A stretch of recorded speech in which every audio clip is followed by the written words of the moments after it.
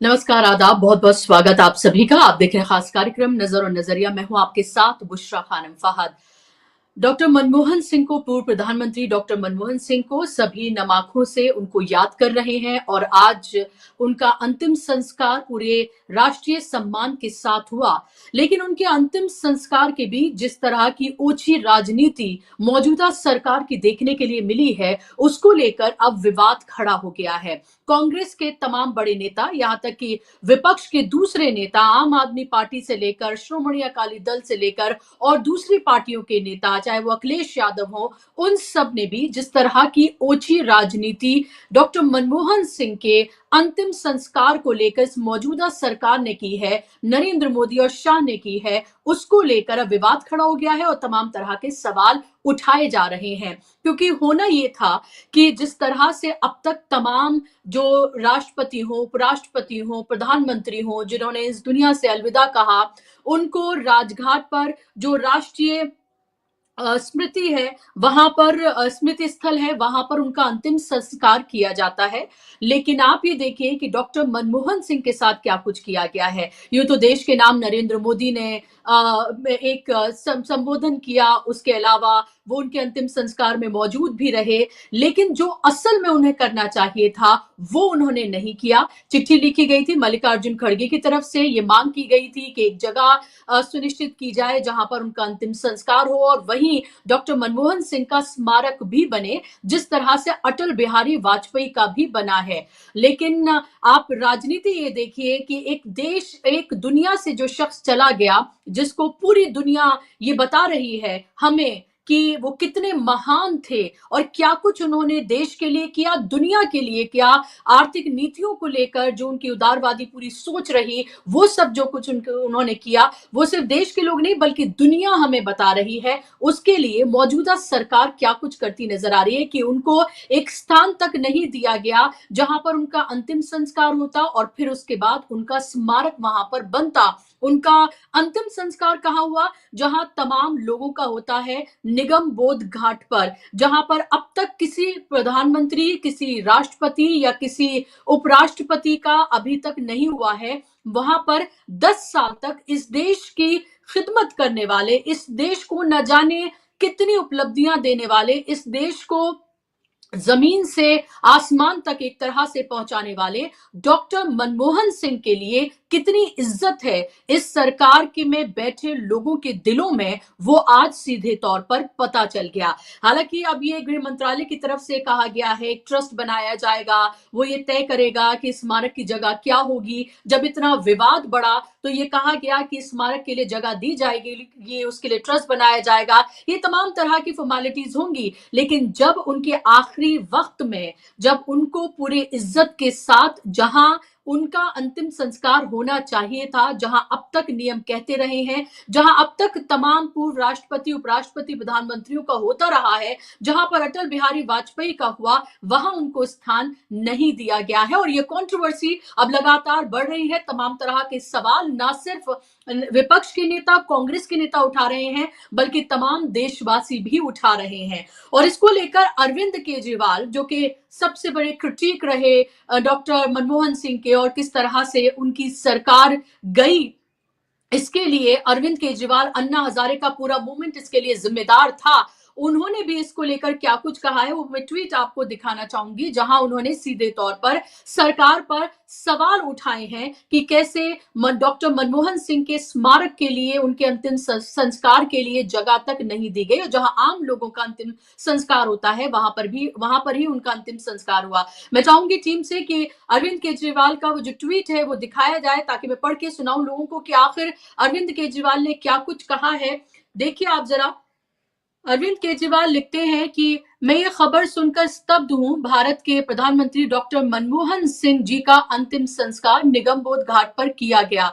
इसके पूर्व भारत के सभी प्रधानमंत्रियों का अंतिम संस्कार राजघाट पर किया जाता था। सिख समाज से आने वाले, पूरी दुनिया में ख्याति प्राप्त 10 वर्ष भारत के प्रधानमंत्री रहे डॉक्टर मनमोहन सिंह जी के अंतिम संस्कार और समाधि के लिए बीजेपी सरकार 1000 गज जमीन भी ना दे सकी। तो ये सवाल जो है अरविंद केजरीवाल ने उठाए हैं।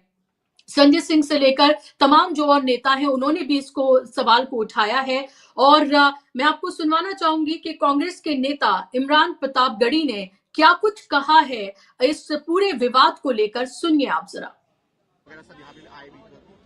नहीं, जो संवेदनशीलता सरकार ने यहाँ आकर के दिखाई है, इससे ज्यादा संवेदनशीलता उन्हें अंतिम संस्कार में जो है एक जगह अलॉट करने में दिखानी चाहिए थी। जो काम आप 3 दिन बाद करेंगे, 3 दिन बाद करेंगे, फॉर्मेलिटी है, आप करेंगे, करना ही है।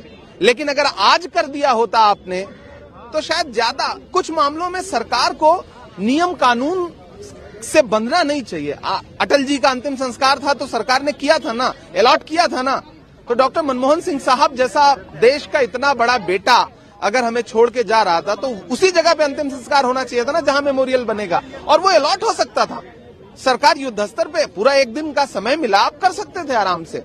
लेकिन ठीक है, मुझे लगता है कि डॉक्टर मनमोहन सिंह साहब का कद जो है इन सारी चीजों से बहुत बड़ा है, बहुत बड़ा है। सरकार को थोड़ा और संवेदनशील होना चाहिए।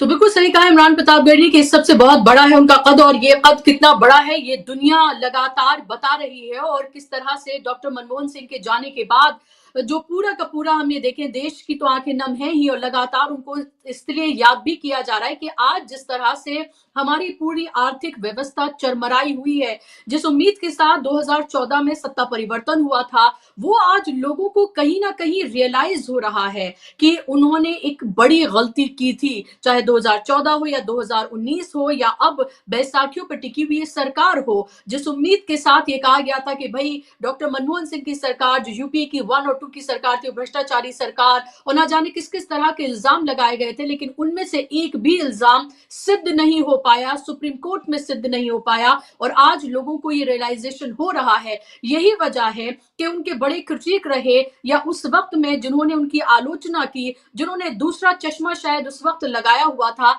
आज वो माफी मांगते नहीं थक रहे हैं। उनमें पत्रकार भी हैं, उनमें पॉलिटिशियंस भी हैं, उनमें सामाजिक कार्यकर्ता भी हैं, उनमें फिल्म निर्देशक भी हैं, उनमें फिल्म एक्टर्स भी हैं, जिन्होंने शायद उस वक्त में डॉक्टर मनमोहन सिंह की नीतियों या उनको लेकर पर्सनल आक्षेप उनके ऊपर लगाए थे, उनको कमजोर प्रधानमंत्री करार दिया था। आज सब वो माफी मांग रहे हैं, और एक तरह से लाइन लग गई है डॉक्टर मनमोहन सिंह के इस दुनिया की से जाने के बाद माफी मांगने वाले लोगों की। और माफी तो इस सरकार को भी मांगनी चाहिए, जिस तरह से उन्होंने, जो उनकी अंतिम विदाई थी, जो हालांकि राष्ट्रीय सम्मान के साथ वो हुई, लेकिन जिस तरह से होनी चाहिए थी, जिस जगह पर होनी चाहिए थी, जिस तरह का उनको सम्मान मिलना चाहिए था, जो स्मारक के लिए जगह दी जानी चाहिए थी, जो एक बड़ा दिल दिखा सकते थे नरेंद्र मोदी, वो नहीं दिखाया। और ये उन्होंने सीधे तौर पर बता दिया कि ये पार्टी जो है सिर्फ ओछी राजनीति कर सकती है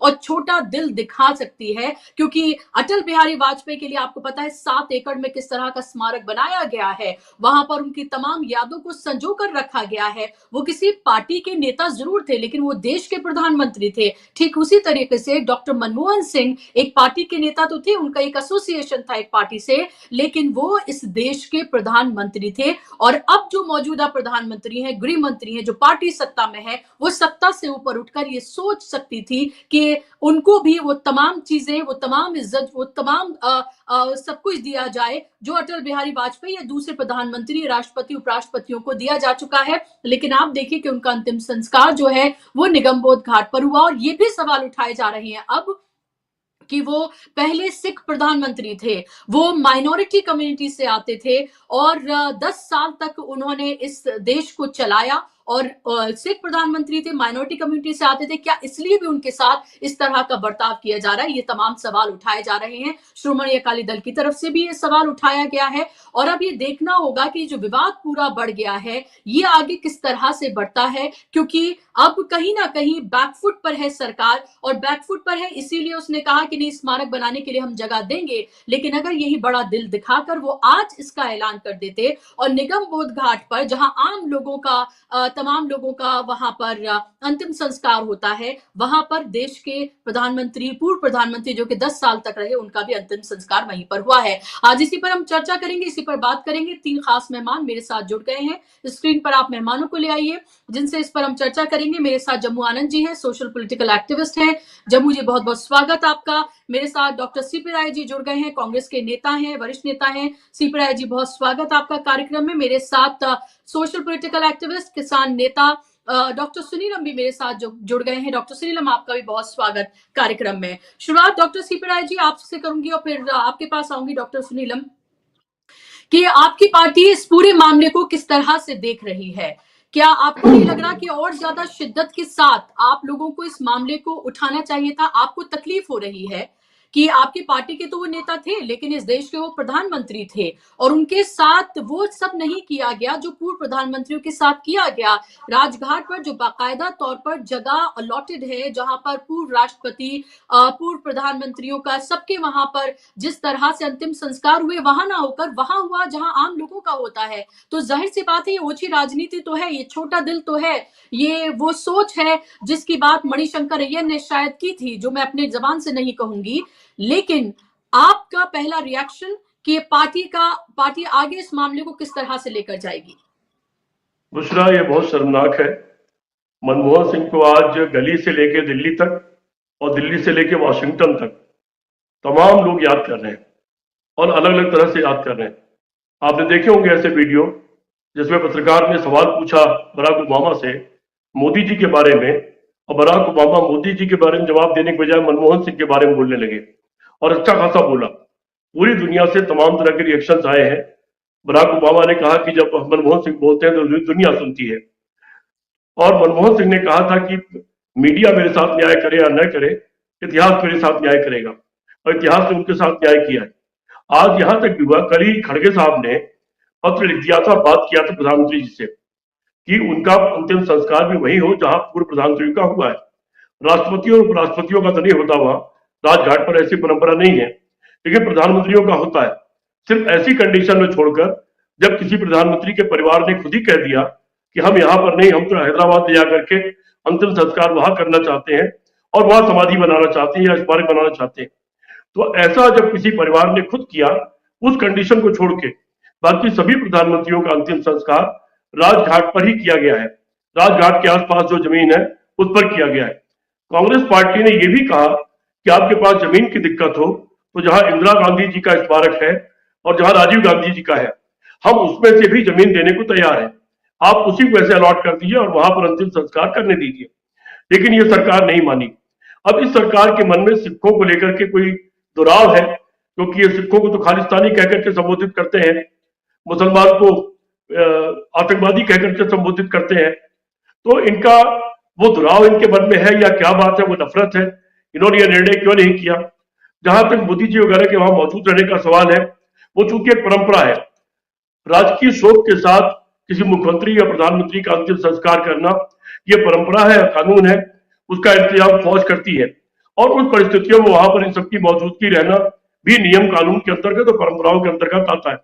लेकिन हाँ, आपने बिल्कुल ठीक कहा कि बेहतर ये होता कि राजघाट के आसपास जब कांग्रेस पार्टी ने खुद ही कह दिया कि इंदिरा जी वाली जगह में से या राजीव जी वाली जगह में से आप ले लीजिए और वहां अंतिम संस्कार करिए, तो उतना ही मान लेना चाहिए था। अगर और कोई नई आप जगह नहीं देना चाहते हैं, ये तो जो बहुत दबाव बना है, तमाम लोगों ने तमाम बयान देने शुरू किए और तमाम तरफ से इसका विरोध होना शुरू किया। उसके बाद गृह मंत्रालय ने एक चिट्ठी जारी की है, एक बयान जारी किया है कि हम जगह ढूंढ रहे हैं और बहुत जल्दी एक ट्रस्ट बना करके वो जगह देंगे और वहां पर स्मारक बनवाएंगे। लेकिन ये आफ्टर रिएक्शन है। प्रारंभ में इन लोगों ने बिल्कुल, इनका इरादा ये नहीं था और ये बहुत गलत था। फिर मनमोहन सिंह जी एक ऐसे प्रधानमंत्री थे जिनका इस देश में बहुत बड़ा योगदान है। याद करिए, क्या सोना गिरवी रखा हुआ था, 2 हफ्ते का हमारे पास फॉरेन रिजर्व था, लेकिन उस आदमी ने सिर्फ सोना वापस नहीं लाए, फॉरेन रिजर्व नहीं बढ़ा दिया, तीसरे नंबर की आर्थिक व्यवस्था नहीं बना दी दुनिया की निगाह में, या दुनिया में तीसरे नंबर पर नहीं ले गए, 8.5% से 10% की जीडीपी नहीं पहुंचा दी, बल्कि तमाम एक से एक बड़ी योजनाएं ला करके, वो मनरेगा हो, वो राइट टू फूड हो, राइट टू एजुकेशन हो, राइट टू इंफॉर्मेशन हो, या उसके बाद जो उन्होंने परमाणु संधि किया अमेरिका के साथ, अपनी सरकार को दांव पे लगा दी। ऐसे तमाम मुद्दे हैं। मनमोहन जी सिंह जी के फैसलों को गिना जाएगा उसके सामने आज 10-11 साल की मोदी की सरकार शून्य नजर आएगी। उनके समय के देश को जीना जाएगा जिससे नौकरियां मिली, रोजगार तरक्की की, जो नीचे था उसके ऊपर गया, 27-28 करोड़ लोगों को गरीबी रेखा के नीचे से निकाल करके ऊपर ले गए। तो जो उन्होंने सम्मान बढ़ाया दुनिया में, उनके तमाम किस्से मशहूर है। और उसके बाद भी जी उनके साथ ये सम्मानजनक व्यवहार नहीं करना निश्चित तौर पर बहुत शर्मनाक है और बहुत ज्यादा इसका दुख हुआ है। कांग्रेस पार्टी के लोगों को नहीं बल्कि देश के लोगों को दुख हुआ है। आप ये ठीक कहा कि आज बहुत सारे लोग शर्मिंदा है, जिन लोगों ने उनके ऊपर उंगली उठाई थी और क्या क्या बातें कही थी। विनोद राय जैसे आदमी ने बाद में एक हलफनामा दायर किया हाईकोर्ट में और ये कहा कि मैंने झूठ बोला था, उसके लिए माफी मांगी, खेद व्यक्त किया उन्होंने। ऐसा खेद व्यक्त करने का काम बहुत सारे लोगों को करना पड़ेगा अगर उनकी आत्मा उनको झकझोरेगी तो। मनमोहन सिंह के ऊपर एक कोई दाग नहीं निकला, सारी जांचें बेकार निकल गई। 11 साल हो गया, एक भी आरोप उनके ऊपर साबित नहीं हुआ, न उनकी सरकार के ऊपर साबित हुआ। और इतने मजबूत आदमी थे बुशरा जी, मुझे याद है उनका वो किस्सा कि पाकिस्तान के राष्ट्रपति से उनकी मुलाकात होने वाली थी। इंडिया गेट के बगल में हैदराबाद भवन है, हैदराबाद हाउस, जहां पर आमतौर पर राष्ट्राध्यक्षों की मुलाकात होती है। और उनसे मीडिया ने पूछा कि आपकी क्या बातें होगी। मनमोहन सिंह ने सीधे सीधे कहा, मैं किसी भी विषय पर बात करने को तैयार हूं, इंक्लूडिंग के। तो ये एक आदमी की मजबूती दिखाता है और एक आदमी का आत्मविश्वास दिखाता है जिसने कहा कि इतिहास मेरे साथ न्याय करेगा, वो मेरे साथ विनम्र रहेगा, ये मैं जानता हूं। जी किसी और भी नेता ने कहा था, लोग मुझे याद करेंगे मेरे मरने के बाद। मनमोहन सिंह का टोन भी करीब उसी तरह का था और वो इसलिए था कि वो एक आदर्श सिद्धांतवादी व्यक्ति थे। वो नितांत शरीफ और नितांत ईमानदार व्यक्ति थे। वो देश के प्रति डेडिकेटेड थे। गरीबी में पैदा हुए, माँ बाप चले गए बचपन में, अखबार तक बेचा, लेकिन उन्होंने कभी रोना नहीं रोया अपनी गरीबी का, ने ये बताया कि अखबार बेच करके मैंने पढ़ाई की है। और उसके बाद इतनी ऊंची शिक्षा लेना और जिस जिस पद पर रहे, हर पद पर उन्होंने अपनी काबिलियत साबित की। वो प्रोफेसर रहे हो तो उनके लोग याद करते हैं जो लोग उनसे पढ़े या उनके समय में थे। वो सलाहकार रहे तो, वो रिजर्व बैंक के चेयरमैन रहे तो, वो योजना आयोग में गए तो, वो यूजीसी में गए तो, वो वित्त मंत्री रहे तो या प्रधानमंत्री रहे, हर पद पर उन्होंने बिल्कुल अपना पूरा दिया। देश के लिए जो कुछ कर सकते थे वो पूरा करके दिखाया और देश उनका हमेशा के लिए ऋणी रहेगा। और देश ये भी याद रखेगा, एक ऐसी सरकार आई जो इतनी छोटे दिल दिमाग की थी कि उसने मनमोहन सिंह के साथ इस तरह की हरकत की कि उनको 2 गज जमीन भी नहीं दी। जी बुशरा। बिल्कुल, 2 गज ज़मीन तक भी नहीं दी। और ये भी बहुत सारे लोग कर रहे हैं। बहादुर शाह ज़फ़र का ज़िक्र करते हुए भी इस बात का ज़िक्र किया जा रहा है कि उनको भी 2 गज ज़मीन जो है उनके देश में नहीं उनको मिली थी। क्योंकि डॉक्टर सुनीलम जी, जो लोग सत्ता में बैठे हैं वो देश के मालिक तो नहीं हैं, वो सिर्फ सत्ता चला रहे हैं। उनको कुछ दिन के लिए लोगों ने ये चाबी दी है कि भई हमने आप पर यकीन दिखाया है, आप सत्ता चलाइए। लेकिन लग रहा है कि मौजूदा सरकार जो है वो देश की मालिक बन बैठी है कि एक पूर्व प्रधानमंत्री को उनके उनके आखिरी वक्त में आप उनको बाइज्जत एक तरह से जैसा होना चाहिए था उस तरह से उनका अंतिम संस्कार भी ना हो, उस जगह पर भी ना हो। तो ये सवाल ये उठता है कि आखिर इतनी ओछी राजनीति, इतना छोटा दिल कैसे दिखा सकते हैं? क्या प्रोटोकॉल कहता है और किस तरह से देख रहे हैं आप इन तमाम चीजों को? शुक्रिया। असल में अगर लोग कहते हैं कि आदमी के मरने के बाद में हिंदू ऐसा मानते हैं कि कुछ समय तक आत्मा आसपास मंडराती रहती है, तो जो लोग ये मानते हैं उनके लिए मनमोहन सिंह जी ये सोच रहे होंगे कि कहाँ मैं जो है एक अफसर था, मतलब इकोनॉमिक्स था, मैं देश का प्रधानमंत्री बन गया और प्रधानमंत्री बनने के बाद में मुझे तमाम किस्म के आरोप मेरे ऊपर लगा दिए। ये भी कह दिया कि वे मतलब फैसला नहीं कर पाता और बरसात जो है नहाने में भी रेनकोट, क्या क्या उनका मखौल उड़ाया गया। और आज मेरा मौत हो गई तो आज जो है लोग कसीदे पढ़ रहे हैं कि मैं कितना महान था। असल में हमारा जो देश है, हमारा जो समाज है, इसमें बहुत पाखंड है और यही पाखंड जो है वो इसके अंदर पूरा दिखलाई पड़ रहा है। और ये सबसे ज्यादा पाखंडपूर्ण व्यवहार है वो मोदी जी का है। वो आज उन्हें जाना पड़ा इसलिए कि उनकी बहुत, जिसे कहते हैं, छीछा लिदर हो गई है ना। वो अगर कायदे से तो सब नॉर्म बना हुआ है, प्रोटोकॉल है, एक जगह मार्ग है, वहां पर जो है उनकी अंत्येष्टि होनी चाहिए थी, जैसा परिवार के लोगों ने कहा था वहीं पर ही बननी चाहिए थी। अब उन्होंने कहा ट्रस्ट नहीं बना। अरे भाई, पीएम केयर फंड का ट्रस्ट कब बन गया, कैसे बन गया? ऐसा कैसे हो जाता है कि एक जाता है, एक एप्लीकेशन देता है अदालत के अंदर, और अदालत के अंदर तुरंत एक सर्वे टीम बन जाती है और वो चली जाती है और वो जो है तलाशने लगती है कि जो है इस मस्जिद के नीचे मंदिर था। मतलब जब आप चाहते हो तब तुरंत काम हो जाता है। और यहाँ पर ट्रस्ट के लिए जो है, आपने कहा कि ट्रस्ट नहीं बन पाया। अब जमीन में मतलब जो है सब कुछ नक्शा है, इलेक्ट्रॉनिक एज है, सबको सब जानकारी है। और फिर जब इतनी बड़ी बात कह दी गई थी कि भाई अरे हिस्से में से, हिस्सा का मतलब ये कि जो सरकार ने अलॉट किया था इंदिरा जी के लिए और जो है इनके लिए, राजीव जी के लिए, उसी में से एक हिस्सा दे दो। तो सरकार का जो पूरा का पूरा जो सोच रहा वो भेदभावपूर्ण रहा। ये सबसे ज्यादा शर्मनाक है। केवल भेदभावपूर्ण नहीं रहा, वो एक जो भारत के सनातन मूल्य हैं, यहाँ पर तो आपने देखा होगा कि अगर कोई बहुत बड़ा दुश्मन होता है, विरोधी होता है, उसकी भी मौत हो जाती है तो सब लोग इकट्ठे हो जाते हैं और कभी जो है उसके खिलाफ में कुछ बोला नहीं जाता। ये एक किस्म की भारतीय परंपरा है। लेकिन आपने जो है इसके बाद भी, मतलब मौत के बाद भी, सबसे पहला बहुत एक तरीके से निचले किस्म का जो आपने कृत्य किया, भारत सरकार ने जो किया या मोदी जी और अमित शाह ने किया, वो बहुत ज्यादा शर्मनाक है। और इससे ये भी पता चलता है, पूरी दुनिया के अंदर ये भी दिखलाई पड़ता है कि गजब का देश है। यहाँ पर मतलब कंसेंसस एक जमाना था जब इस देश के अंदर इकोनॉमिक पॉलिसी और फॉरेन पॉलिसी दो कंसेंसस चला करती थी। लेकिन अभी ऐसी स्थिति है कि पार्लियामेंट तो कंसेंसस से तो चलती नहीं है। 145 सांसद बाहर कर दिए, या फर्जी एफआईआर जो है राहुल गांधी के ऊपर दर्ज करा दी, और मरने के बाद भी जो है उसके अंदर कंसेंसस इतना सा भी नहीं निकाल पाए। तो आपका जो पूरा का पूरा गवर्नेंस का तरीका है वो ये है कि आपक्ष को, और एक तरीके से देश के इतने बड़े अर्थशास्त्री को जो 10 साल तक जो है प्रधानमंत्री रहे, आप उनको नीचा दिखाना चाहते हो। लेकिन उसका परिणाम क्या हुआ? उसका परिणाम ये हुआ कि अकाली दल जो आपके साथ में खड़ा हुआ है, आपके अलायंस का पार्टनर है, उसको भी खुल करके आपके खिलाफ में आ जाना पड़ा। तमाम सारे लोग खुल करके खिलाफ के अंदर आ गए। तो मेरा कहने का मतलब यह है कि ये भेदभावपूर्ण भी रहा और जो भारतीय मूल्य हैं उसके खिलाफ भी इनका रहा। और जो बात अभी कह रहे थे राय साहब, असल में इतिहास न्याय करेगा नहीं करेगा, वो तो सब किताबों की बात है। लेकिन जनता ने जो है उनके प्रति एक अगाध प्रेम दिखाया। पूरे देश के अंदर जिस तरीके से कार्यक्रम हुए, आप समझिए कि पाकिस्तान में जिस गांव के अंदर पैदा हुए थे वहां पर भी लोगों ने उनको पुष्पांजलि की, वहां पर भी उन्हें याद किया।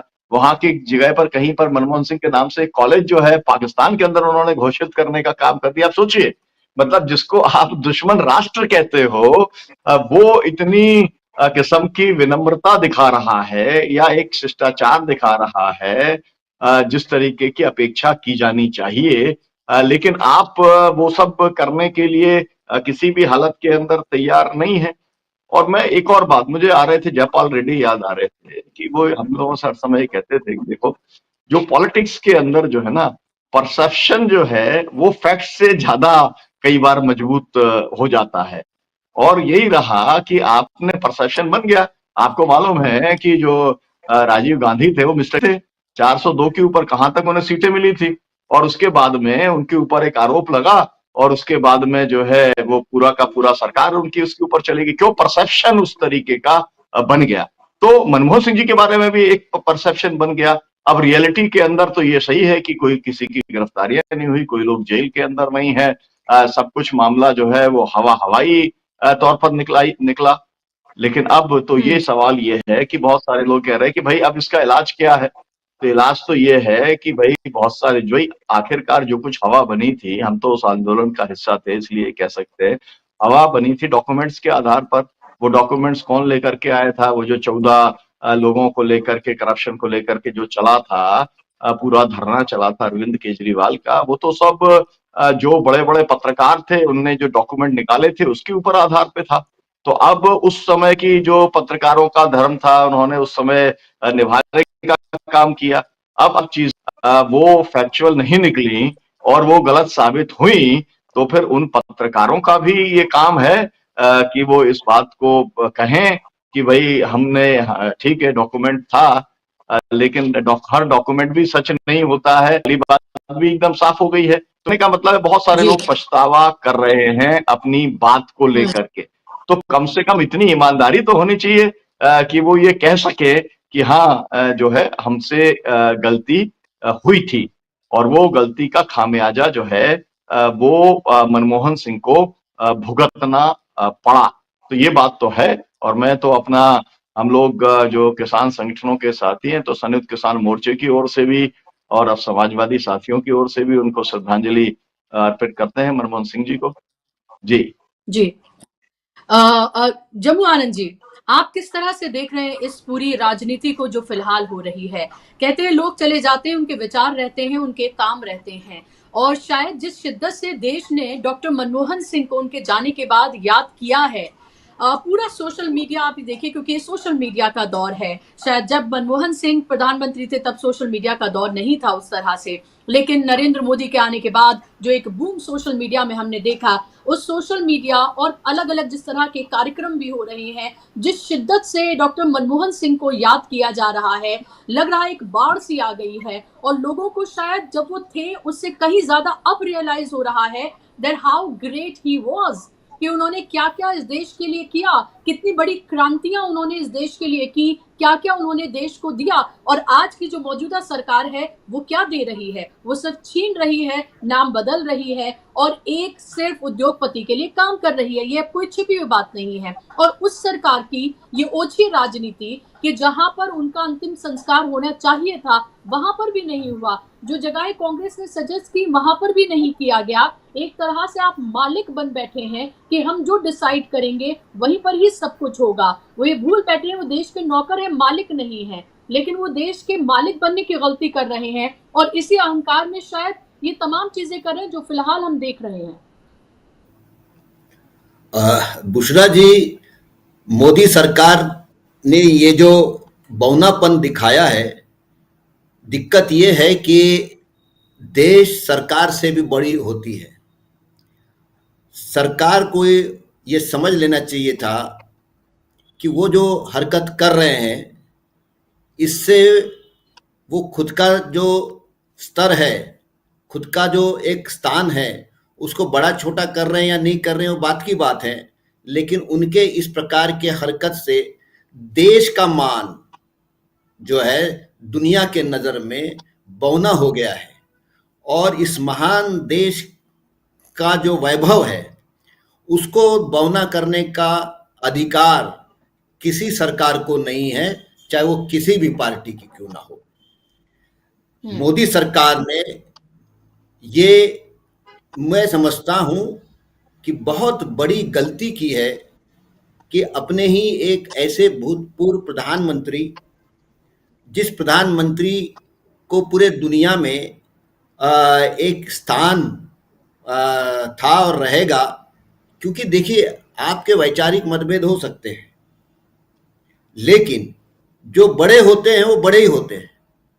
और इसलिए हमने वो दौर भी देखा है कि मनमोहन सिंह जी जब अर्थमंत्री रहे या प्रधानमंत्री भी रहे, लेकिन उनकी एक्सेप्टेबिलिटी जिसको अपन कहते हैं वो अक्रॉस द सोसाइटी थी, उनकी acceptability across the party line थी, और देश में एक ऐसी भावना उस समय थी कि सही में राजनीति में कह लो या प्रधानमंत्री कह लो, ये बहुत पढ़े लिखे होते हैं, और इसके लिए उनके इस विद्वत्ता, भाई उनकी जो भी आर्थिक नीतियां रही या अर्थशास्त्र को लेके उनकी अपनी जो भी समझ रही उससे भी लोग इत्तेफाक रख सकते हैं, लेकिन एक अर्थशास्त्री होने के नाते, एक अर्थशास्त्र के ज्ञानी होने के नाते इस पर तो उनके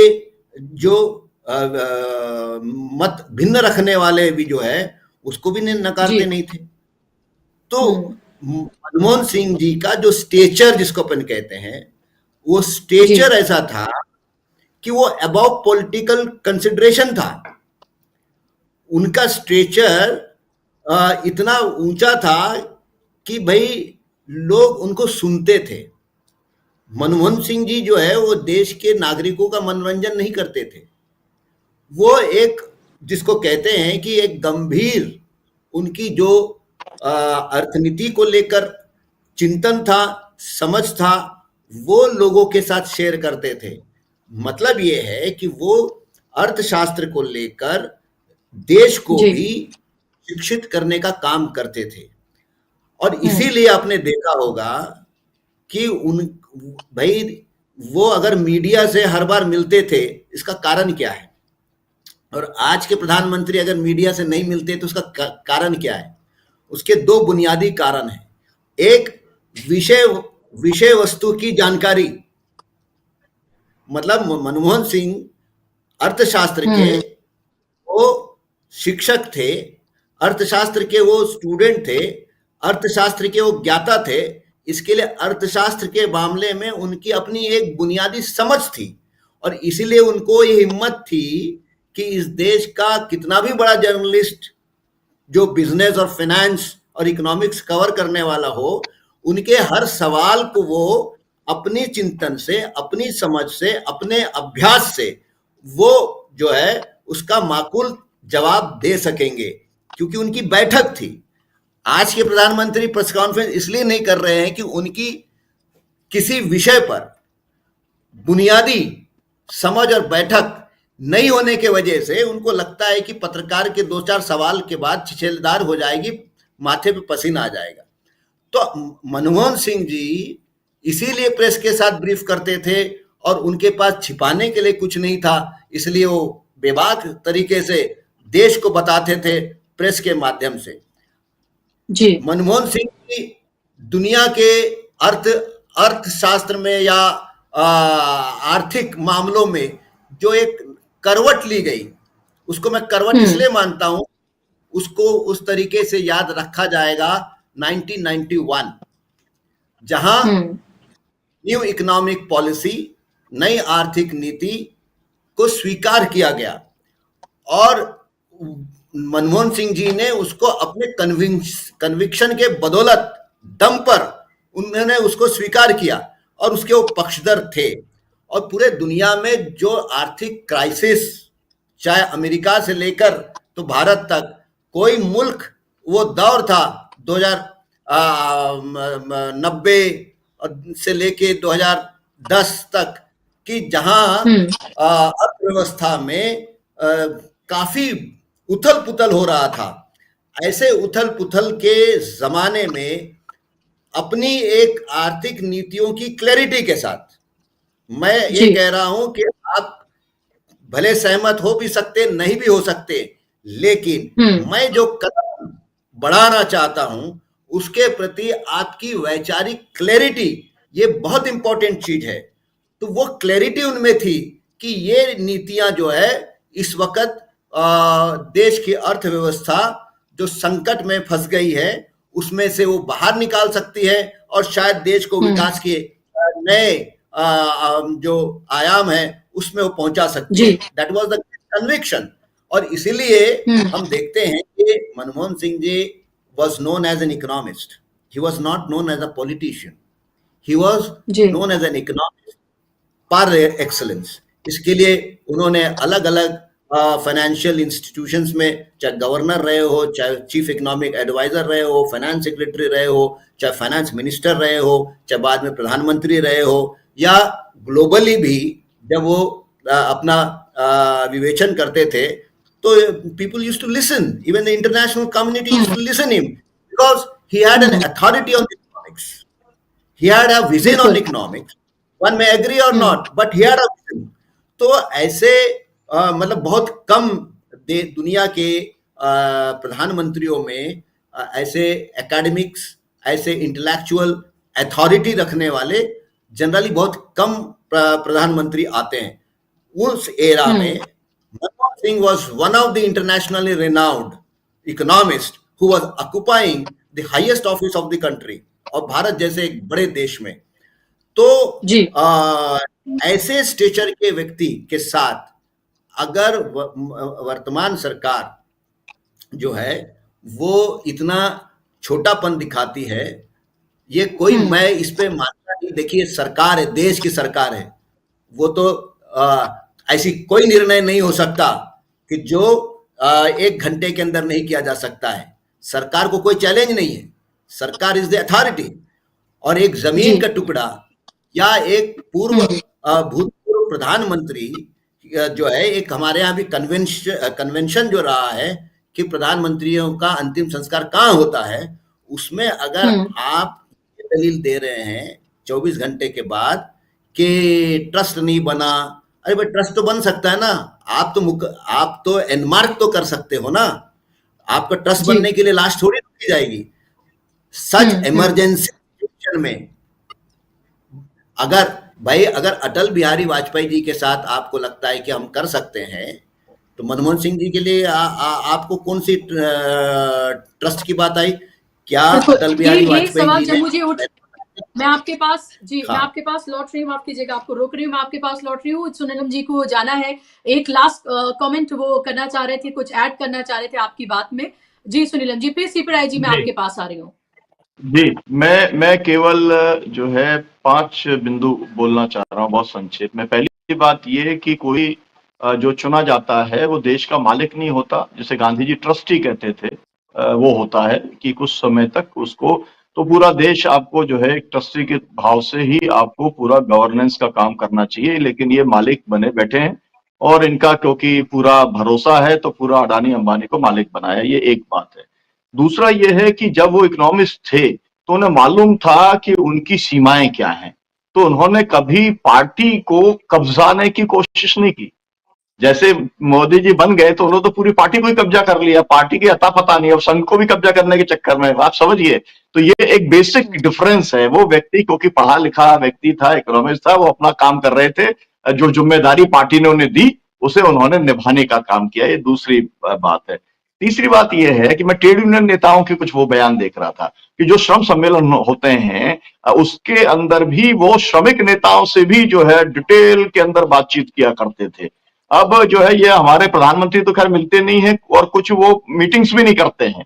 इस तरीके की स्थिति है। 4 लेबर कोड पूरे थोप दिए, 54 करोड़ जो वर्कर्स हैं उनकी सोशल सिक्योरिटी के सवाल के ऊपर कोई माई बात नहीं है, कोई बात ही करने वाला नहीं है।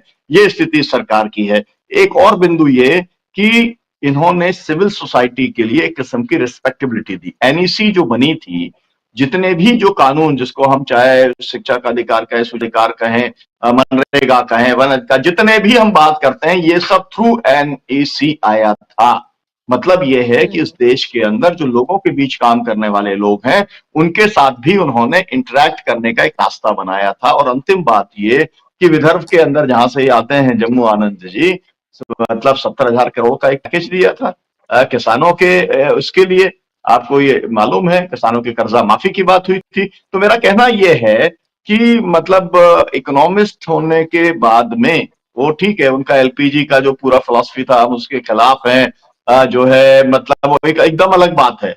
लेकिन एक ईमानदार व्यक्ति तौर पर, एक सादगीपूर्ण जीवन जीने वाले व्यक्ति के तौर पर, और इस देश के बारे में और अपनी इकोनॉमिक जो उनके एक दक्ष थी उसको लेकर के उन्होंने निर्णय करने का काम किया।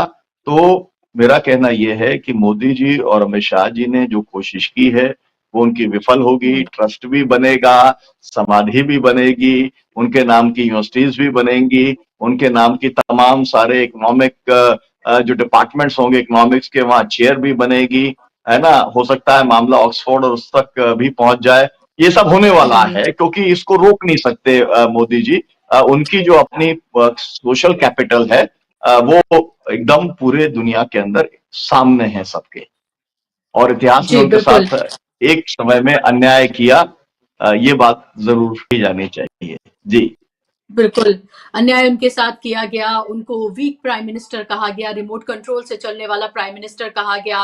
मनमोहन तो खैर नरेंद्र मोदी ने ही उनको कहा था, क्योंकि उनको ये लगता है कि, और शायद देश को ये लगा कि ओरेटर का मतलब होता है कि आप लंबी-लंबी बातें करें, बखान करें, बड़बोलापन करें, झूठ बोलें, इतिहास को गलत तरीके से कोट करें, जो बात करें उसमें सत्यता दूर-दूर तक छू कर भी ना जाए, और फिर आप कहें उसको, लफ़्फ़ाज़ी को आप कहें की ओरेटरी, और दूसरा शख्स जो संभल कर बोले, जो जितना नपा तुला बोले, उतना बोले जितना बोलने की जरूरत हो, इसमें उनकी अकल, सलाहियत, वो सब कुछ नजर आए, तो उसको कहा जाए कि अब तक इस तरह का इतना चुप, इतना शांत रहने वाला प्रधानमंत्री नहीं मिला। और फिर देश ने एक ऐसा प्रधानमंत्री चुना जिसका शायद खामियाजा देश भुगत रहा है, और देख रहे हैं कि क्या कुछ हो रहा है। Doctor CP. राय जी, क्या अब आपकी पार्टी की जिम्मेदारी नहीं बनती, अगर सत्ता में बैठे लोग ये सब कुछ नहीं कर रहे हैं, कि आप जो डॉक्टर मनमोहन सिंह की एक लेगेसी है उनकी, वो सिर्फ एक प्रधानमंत्री काम करके नहीं वो चले गए, बल्कि एक लेगेसी है। जिस तरह के उन्होंने एक्ट्स वो लेकर आए, जो काम उन्होंने किए, जिस तरह को देश से मुश्किल से उन्होंने निकाला, वो उनकी एक लेगेसी को एक इस तरह से देश में जन जन में पहुंचाया जाए, क्योंकि उनके रहते उनके काम शायद लोगों तक उस तरह से नहीं पहुंचे, क्योंकि वो आज के सत्ता में बैठे लोगों की तरह पीआर में यकीन नहीं रखते थे। उनको लगता था काम बोलता है, काम बोलेगा, वही उनका पीआर है। लेकिन आज की जरूरत कुछ और है। क्या आपको लगता है कि कांग्रेस इस तरह का कोई बड़ा कोई प्लान डॉक्टर मनमोहन सिंह को लेकर आएगी, ताकि देश को उन्होंने जो किया वो पता चले, और ये भी पता चले कि कांग्रेस की सरकार में क्या कुछ हुआ? बुशरा, उन्होंने जो काम किया उसकी चर्चा तो पिछले 24 घंटे में इतनी ज्यादा हो गई है, आप सब लोग कर रहे हैं, आम आदमी कर रहा है, जितने सोशल मीडिया के जितने भी प्लेटफॉर्म है उस पर आप देखिए भरा पड़ा है, और आम आदमी ढूंढ ढूंढ के पता लगा रहा है। एक आदमी लिखता है, दूसरा उसको चेक करता है। ये एक नया दौर आ गया है। पहले कोई झूठ बोलता था तो पत्रकार पता लगाते थे, उसका सच बताया करते थे। अब पत्रकार झूठ बोलते हैं, आम आदमी उसका सच पता लगाता है और सामने लेके आता है, या सिविल सोसाइटी के लोग लेके आते हैं। जहां तक मनमोहन सिंह का सवाल है, सुरीनम जी ने एक नई जानकारी दिया, निश्चित तौर पर स्वागत योग्य है कि पाकिस्तान में भी उनके नाम पर एक कॉलेज शुरू करने का घोषणा उन लोगों ने किया है। और सुनीलम जी ने जो उम्मीद की है कि यहां से लेकर ऑक्सफोर्ड तक ऐसी बहुत सी चीजें होंगी, उनके नाम पर चेयर बनेगी और जाने क्या क्या होगा, वो निश्चित तौर पर होगा। कांग्रेस पार्टी भी मनमोहन सिंह जी को के किए हुए को छोड़ने वाली नहीं है। कांग्रेस पार्टी उनके किए कामों को लोगों तक लेके जाएगी, और उनको आसानी से नहीं आप बुलाया जा सकता। उनके समय में अन्ना जी का आंदोलन हुआ, अन्ना जी एयरपोर्ट पर उतरे तो 4 मिनिस्टर उन्होंने भेज दिए उनको रिसीव करने और बात करने के लिए। अगर ये मोदी की सरकार होती और अन्ना इसमें आ रहे होते तो 4-5 पुलिस वाले पहुंच जाते और उठा करके उनको टांग करके उठा के जेल में डाल देते। तो ये फर्क है।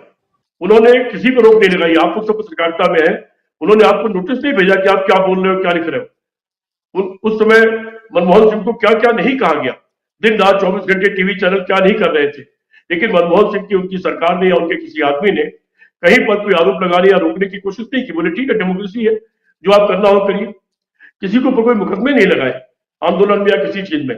आईएनबी मिनिस्ट्री ने किसी को गाइडलाइन नहीं जारी की। और फिर उस आदमी की कदर कितनी बड़ी है, एक आईपीएस अधिकारी है, अब उत्तर प्रदेश सरकार में मंत्री हो गए। वो 3 साल सबसे करीबी सुरक्षा अधिकारी थे मनमोहन सिंह के। उन्होंने उनके बारे में बहुत ही भावुक एक लिखा है, जिसमें उन्होंने लिखा कि मैं तो सबसे बिल्कुल साथ रहने वाला, बॉडी के साथ रहने वाला अधिकारी था, जो हट नहीं सकता था। और मनमोहन सिंह जी बार बार ये कहते थे, अपनी 800 कार देखते थे और कहते थे मेरी कार तो ये है, और उसमें चलना चाहते थे। तो उस अधिकारी ने जवाब दिया, सर ये आपके वैभव के लिए नहीं है, बल्कि सुरक्षा फीचर्स के कारण एसपी जी ने गाड़ी मंगाई है आपके लिए। लेकिन उन्होंने लिखा है कि मुड़ मुड़ के अपनी गाड़ी को जरूर देखते थे कि काश वो उस पर चल पाता। एक और साथी ने लिखा है कि मनमोहन सिंह जी मैक्सिको गए हुए थे और मैक्सिको में तमाम देशों के राष्ट्राध्यक्ष आए हुए थे। सारे राष्ट्राध्यक्ष उतर रहे थे और चले जा रहे थे, कोई नहीं पूछ रहा था। वंडर हॉल जहां मीटिंग होनी थी वहां जा रहे थे। थोड़ी देर बाद मैक्सिको के राष्ट्रपति बाहर आके खड़े हो गए। उसके बाद चीन के राष्ट्रपति आए, वो अपनी गाड़ी से उतर करके आगे बढ़े और उन्होंने उनका स्वागत किया और उनको लेकर अंदर चले गए। वो दोबारा बाहर आके खड़े हो गए। फिर ये समझ में आया कि अब किसके लिए आए हैं। तब तक भारत के झंडे वाली गाड़ी आई और मैक्सिको के राष्ट्रपति खुद चल करके उस गाड़ी तक गए और वहां जाकर के उन्होंने मनमोहन सिंह को बहुत ही गर्मजोशी के साथ स्वागत किया और उनको अपने साथ लेके गए।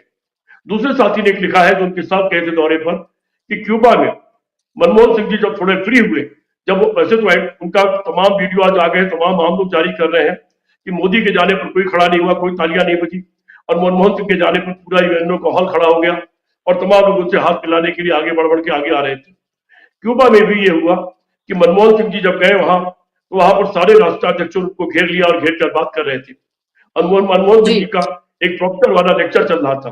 पत्रकार ने पूछा कि यहाँ क्या बात हो रही है, तो वहां के लोगों ने बताया कि दरअसल लोग ये पूछ रहे हैं कि आपने हिंदुस्तान को उतनी बुरी हालत से कैसे निकाला, मंदी के दौर से आपने हिंदुस्तान को कैसे निकाला और 8.5% की जीडीपी आप कैसे लेकर के आए।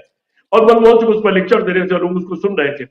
इस तरह की तमाम चीजें मनमोहन सिंह जी के बारे में आज सोशल मीडिया में और मीडिया में तैर रही है। मेन मीडिया में मुझे नहीं दिखाई पड़ा, लेकिन सोशल मीडिया में इस तरह की तमाम बातें आज तैर रही है और आम आदमी खुद आज मनमोहन सिंह को दिल से याद कर रहा है और महसूस कर रहा है कि उसने उनको पहले क्यों नहीं जाना। और आज जिस तरह से बहुत बड़ी तादाद में दिल्ली में लोग इकट्ठे हुए हैं, अभी सुनीलम जी ने अच्छा कहा कि अकाली दल जो कि बीजेपी का पार्टनर है उस तक ने आज रिएक्शन दिया है। आप पार्टी ने मनमोहन सिंह के खिलाफ क्या क्या नहीं किया था, उसने रिएक्शन दिया है। तो ये आज परिस्थिति ऐसी कि मनमोहन सिंह जी को देश याद कर रहा है और ये देश मनमोहन सिंह जी को याद रखेगा, क्योंकि जब जब देश का इतिहास लिखा जाएगा तो मनमोहन सिंह का नाम उसमें स्वर्ण अक्षरों में लिखा जाएगा और कांग्रेस पार्टी में मनमोहन सिंह की विरासत को छोड़ने वाली नहीं है, उसको लेकर के आगे जाएगी। जी बुशरा जी। जी जम्मू जी, बहुत संक्षेप में, वक्त की कमी है, 30 second to 1 minute, last comment आपके लिए। देखिए, मैंने ये सब अब तुलना करने वाले लोग, गंभीर राजनीति क्या होती है, विचार क्या होते हैं, देश का प्रधानमंत्री का मतलब क्या होता है, ये एक जो मतलब लोगों के सामने, क्योंकि हम जिस दौर से गुजर रहे हैं वहाँ तो फुहड़पन है, वहाँ तो मतलब जो स्तर है भाषा का अब वो तो इतना निचला गिर गया है कि मतलब कोई सुनता भी होगा तो कुछ लोगों को लगता होगा कि क्या ये देश का प्रधानमंत्री बोलते हैं ऐसी, इतनी घटिया भाषा, इतनी घटिया मानसिकता। तो मतलब ये देश, जिस देश ने गांधी को पैदा किया है, जिस देश ने पंडित जवाहरलाल नेहरू को पैदा किया है, जिस देश ने बाबा साहब अम्बेडकर को पैदा किया है, ऐसे महान जो व्यक्तिमत्व इस देश के अंदर पैदा हुए हैं, देश को दिशा देने का काम किए हैं, देश का नेतृत्व किए हैं, उस पूरी जो सागा है, उस सागा में एक जिसको कहते हैं ना धब्बा, वो धब्बा आज हम और आप देख रहे हैं। और इस धब्बे के चलते देश की जो किरकिरी हो रही है और देश के चलते इस समाज का जो मतलब रास हो रहा है, लोगों को अब किसी भी देश का प्रधानमंत्री या राष्ट्रपति जब वो संबोधित करते हैं, आप बोलते हैं, तो लोग पिन ड्रॉप सुनते हैं इसके लिए कि उनको कुछ सोचने के लिए उनको कुछ मिलता है। तो जब मनमोहन सिंह जी किसी भी प्रोग्राम में चले जाए, वो कार्यक्रम किसी सेमिनार से कम नहीं होता था। Everybody would like to listen him कि वो किस तरीके से अर्थव्यवस्था को अनफोल्ड कर रहे हैं। वन मे एग्री विथ और not, but serious, he was a serious prime minister of the country. He was an intellectual academician prime minister of the country. और जिन वजह से देश भी जो है जाना जाने लगा, लोग उसको दुनिया में सुनने लगे, ऐसे एक महान प्रधानमंत्री के साथ जो सलीका इस देश ने किया कि उसको एक जमीन का टुकड़ा दे नहीं सकी, और वो बाद में आप कभी भी दे दीजिए, उसका कोई मायने नहीं। दुनिया और देश के लोगों के नजरों से जो ये सरकार उतरी, उसकी भरपाई ये कभी नहीं कर पाएंगे। मुझे ऐसा लगता है कि मनमोहन सिंह के साथ ये अन्याय मोदी सरकार ने किया है। प्रधानमंत्री थे, वो किसी एक पार्टी के नेता नहीं थे, देश के प्रधानमंत्री थे, इसलिए उनके साथ न्याय करना चाहिए था, वो नहीं हो पाया। यह हम सब के लिए एक दुखद बात है, शर्म की बात है। बिल्कुल, ये शर्म की बात है इस मौजूदा सरकार के लिए कि वो ना कर सकी जो उनके साथ किया जाना था, और राजनीति से ऊपर उठकर, दलगत राजनीति से ऊपर उठकर उनको सोचना चाहिए था, विचार करना चाहिए था। लेकिन शायद हम कुछ ज्यादा उम्मीद इस मौजूदा सरकार से कर बैठे और देश के नाम संबोधन किया, लगा कि शायद कुछ गलतियों का रियलाइजेशन है, लेकिन फिर वही हुआ जिसकी शायद इस सरकार से उम्मीद हम जैसे लोगों को रहती है। बहुत शुक्रिया जम्मू आनंद जी, कार्यक्रम का हिस्सा बनने के लिए, समय देने के लिए शुक्रिया। शुक्रिया उन तमाम